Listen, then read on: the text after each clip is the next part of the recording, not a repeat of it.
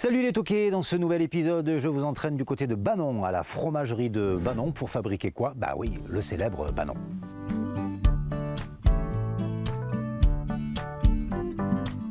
Qu'est-ce que c'est le Banon exactement? Le Banon AOP, c'est un fromage de chèvre au lait cru, plié à la main dans des feuilles de châtaignier brunes et lié par un brin de raffia naturel. Le Banon est AOP depuis 2003. Ça implique un cahier des charges strict, donc un cahier des charges pour les producteurs de lait et également donc, nous sur la fabrication. La fabrication en elle-même, le lait arrive, qu'est-ce qui se passe? On va avoir une première étape de maturation, on ajoute nos ferments d'affinage et là il va rester 1h30. Ensuite il va être envoyé en salle de fabrication, on va mettre notre présure, notre lait.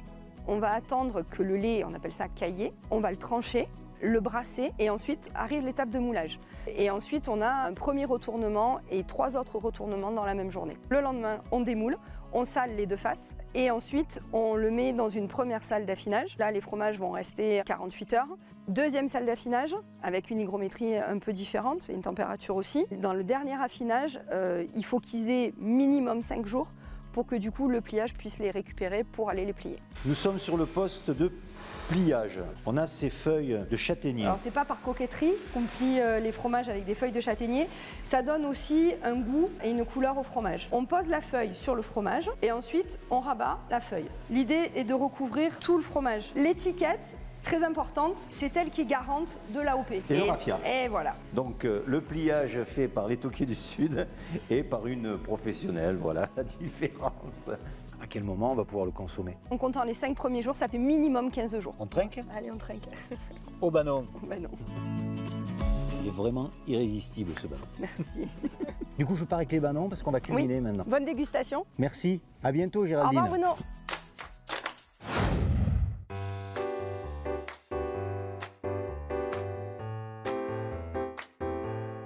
Bonjour Jeanne. Bonjour Bruno.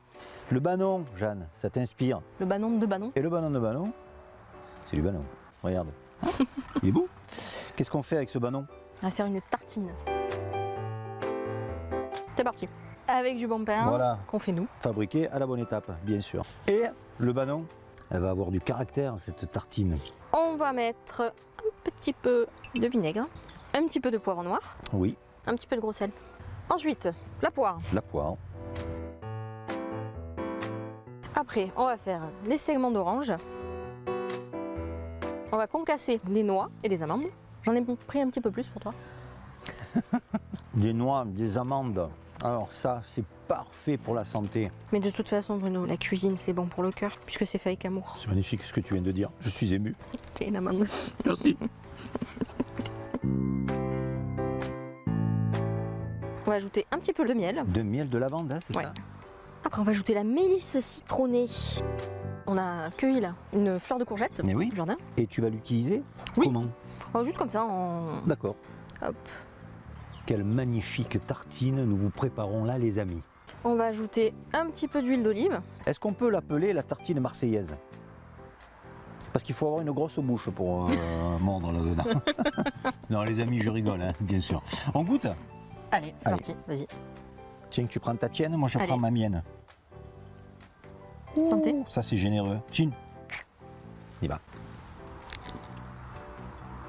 Merci Jeanne pour cette délicieuse tartine. Et on se dit à très bientôt. Dans les toqués du Sud. Pardi.